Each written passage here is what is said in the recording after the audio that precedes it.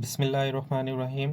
FCPS Part 1 Examination 2026 medicine question solve সেশনে আপনাদের সবাইকে স্বাগতম জানাচ্ছি। আমি doctor Tajbir Hasan Soumik. Question number 12 single best answer question. যে কোশ্চেনটি এসেছিল তার স্টেমটি ছিল কতকটা এরকম: এ 40-year-old man presents with progressive enlargement of his hands and feet, increasing shoe size, coarse facial features, excessive sweating, and headache over the last few years. On examination, he has prognathism and spade-like hands. Acromegaly is suspected. Lead in. What is the best initial investigation for this patient? Option A, random growth hormone level. Option B, serum insulin like growth factor 1, IGF-1. Option C, oral glucose tolerance test, OGTT with growth hormone suppression. Option D, magnetic resonance imaging, MRI of pituitary gland. Option E, computed tomography, scan of brain. What will be the correct answer? Correct answer is serum insulin like growth factor 1, IGF-1. এখন যদি আমরা প্রশ্নটি বাংলায় করতে চাই তাহলে স্টেমটি ছিল এরকম যে 40 বছর বয়সে একজন পুরুষ রোগী কয়েক বছর ধরে ধীরে ধীরে হাত বড় হয়ে যাচ্ছে, পায়ের আকার বড় হয়ে যাচ্ছে, জুতার সাইজ বেড়ে গেছে, মুখমণ্ডল মোটা ও রুক্ষ, কোয়ার্স ফেসিয়াল ফিচার্স হয়ে গেছে, অতিরিক্ত ঘাম হচ্ছে, মাথা ব্যথা রয়েছে। শারীরিক পরীক্ষায় পাওয়া গেল প্রগনাথিজম, মানে নিচের চোয়াল সামনে বেরিয়ে এসেছে। স্পেড লাইক হ্যান্ডস, মানে হাতটা কোদালের মতো মোটা ও চওড়া। চিকিৎসকের অ্যাক্রোমেগালি সন্দেহ হলো। লিড ইন কোশ্চেনটি ছিল যে এই রোগীর জন্য সবচেয়ে ভালো ইনিশিয়াল ইনভেস্টিগেশন, মানে প্রথম পরীক্ষা কোনটি?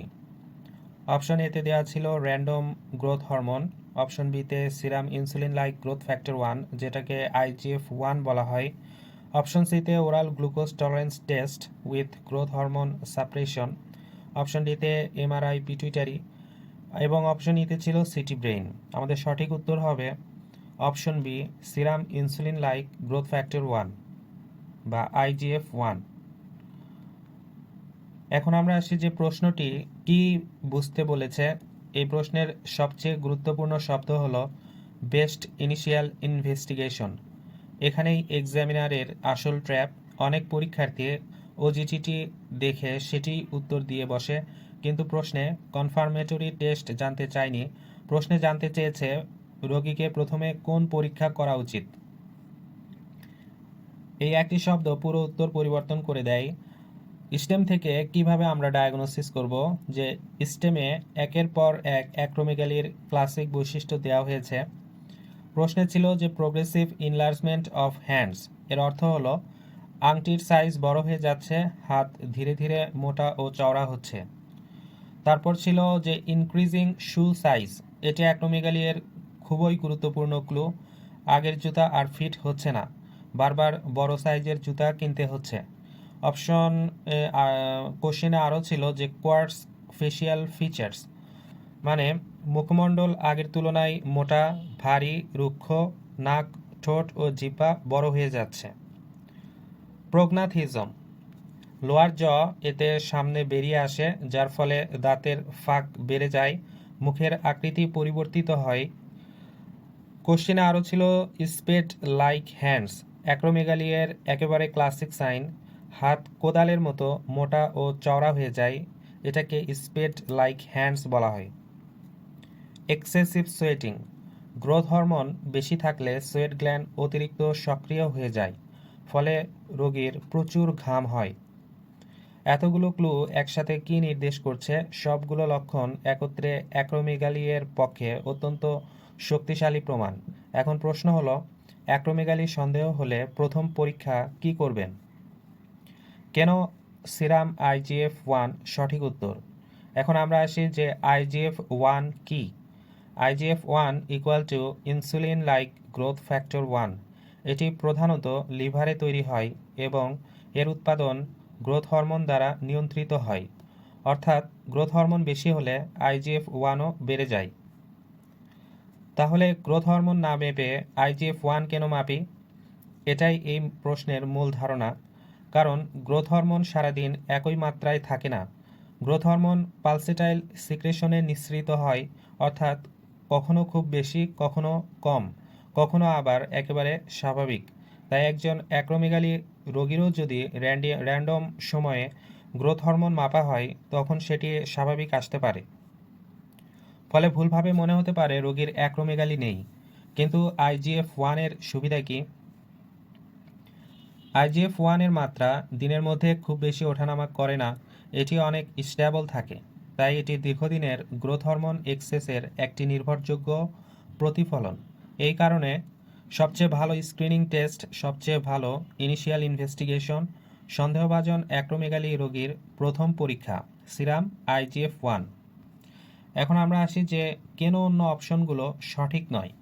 অপশন এতে বলা ছিল র্যান্ডম গ্রোথ হরমোন। এই অপশনটি সবচেয়ে সাধারণ ভুল, কারণ গ্রোথ হরমোন পালসেটাইল প্যাটার্নে নিঃসৃত হয়, অর্থাৎ একই রোগীর গ্রোথ হরমোন কখনো অনেক বেশি থাকতে পারে, আবার কিছুক্ষণ পর স্বাভাবিকও হতে পারে। তাই একটিমাত্র র্যান্ডম গ্রোথ হরমোন লেভেল দেখে অ্যাক্রোমেগালি বাদ দেওয়া বা নিশ্চিত করা যায় না। এ কারণে এটি ভালো স্ক্রিনিং টেস্ট নয়। অপশন সিতে ছিল ওরাল গ্লুকোজ টলারেন্স টেস্ট বা OGTT with growth hormone suppression. এটি এক্সামিনারের সবচেয়ে প্রিয় ট্র্যাপ।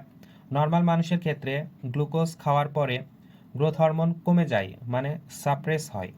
কিন্তু অ্যাক্রোমেগালি রোগীর ক্ষেত্রে গ্লুকোজ দেওয়ার পরও গ্রোথ হরমোন সাপ্রেস হয় না, মানে কমে যায় না। এটি রোগটি নিশ্চিত করার ভিত্তি। তাই OGTT হলো কনফার্মেটরি টেস্ট, কিন্তু ইনিশিয়াল ইনভেস্টিগেশন নয়। অপশন ডিতে বলা ছিল MRI পিটুইটারি গ্ল্যান্ড।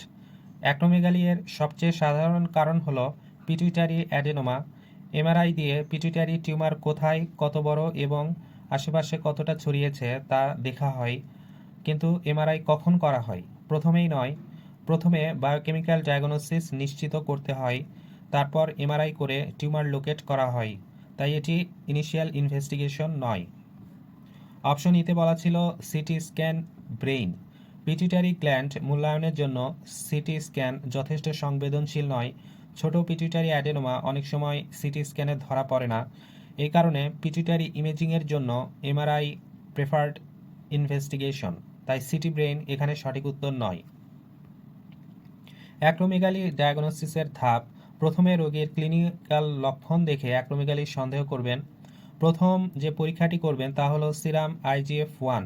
যদি IGF-1 বৃদ্ধি পায় তখন করবেন OGTT with growth hormone suppression. যদি গ্রোথ হরমোন সাপ্রেস না হয় তাহলে অ্যাক্রোমেগালি নিশ্চিত। এরপর করবেন MRI পিটুইটারি, যাতে পিটুইটারি অ্যাডেনোমা শনাক্ত করা যায়। সহজে মনে রাখার উপায়: আই গো ফার্স্ট। আইতে IGF-1, জিতে growth hormone suppression test OGTT পরে, অর্থাৎ IGF-1 আগে, OGTT পরে, MRI সব শেষে। এখন যদি আমরা FCPS, BCPS, MRCP হাই এর পার্টসের মধ্যে দেখি যে যদি প্রশ্নে লেখা থাকে initial test, first investigation, screening test, উত্তর হবে সিরাম IGF-1। যদি প্রশ্নে লেখা থাকে কনফার্মেটরি টেস্ট, উত্তর হবে OGTT with growth hormone suppression. যদি প্রশ্নে লেখা থাকে টিউমার লোকালাইজেশন বা ইমেজিং অফ চয়েস, তাহলে উত্তর হবে MRI পিটুইটারি। পরীক্ষার জন্য 1 মিনিটের রিভিশন। মনে রাখবেন, অ্যাক্রোমেগালি সন্দেহ হলে প্রথম পরীক্ষা কখনোই র্যান্ডম গ্রোথ হরমোন নয়, কারণ গ্রোথ হরমোন সারাদিন ওঠানামা করে। IGF-1 দীর্ঘ সময়ের গ্রোথ হরমোন এক্সেসের সবচেয়ে নির্ভরযোগ্য নির্দেশক, তাই এটিই বেস্ট ইনিশিয়াল ইনভেস্টিগেশন। IGF-1 বেড়ে গেলে OGTT with growth hormone suppression করে রোগ নিশ্চিত করা হয়। রোগ নিশ্চিত হওয়ার পর MRI পিটুইটারি করে টিউমারের অবস্থান নির্ণয় করা হয়। সো আমাদের ফাইনাল অ্যান্সার হবে serum insulin like growth factor 1 IGF-1, কারণ এটি অ্যাক্রোমেগালি এর বেস্ট ইনিশিয়াল স্ক্রিনিং ইনভেস্টিগেশন, যেখানে OGTT হলো কনফার্মেটরি টেস্ট এবং MRI হলো টিউমার লোকালাইজেশনের ইনভেস্টিগেশন।